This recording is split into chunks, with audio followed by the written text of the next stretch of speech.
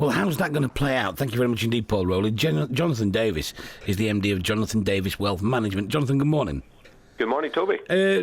Stamp duty cuts, are they good for us? Well, they're good for estate agents and people trying to sell their house because immediately a property, say at £249,000 yesterday, is now going to be, say, £265,000. Of course, it's rubbish if you were a buyer. Do you think that's what they'll do? They'll automatically just put them up? Would they not put them down underneath the levels?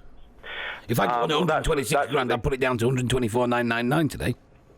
Yeah, well, perhaps. That's what they have been doing. But the fact is, a tax cut like this, and similarly a tax incentive to get, for example, into childcare and all this kind of thing, whenever there's a tax incentive, the cost of the supply of the good or service always goes up.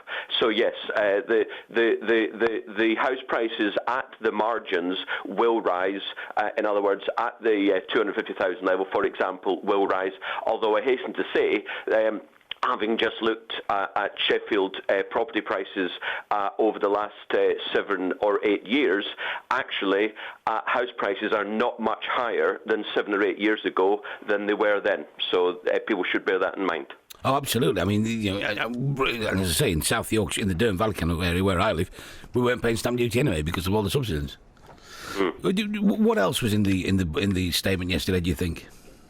Well, I think we have to focus on the big picture. I'm a macroeconomist, a big picture economist, and the big picture is that this country is bankrupt. You cannot have an economy which is borrowing nearly £100 billion a year, and we're importing 5% more than we're exporting, a balance of payments deficit, without being bankrupt. And the result of that is that in due course, and whether it's the next 5 years, I've no idea, but I'll tell you what, the long term is the next generation is toast. Basically, Toby, your generation, we're basically okay. Retirees are basically okay. But the next generation, they're the ones who are going to pay back all the debt that Gordon Brown, Ed Balls, George Osborne, Nick Clegg, has left for them.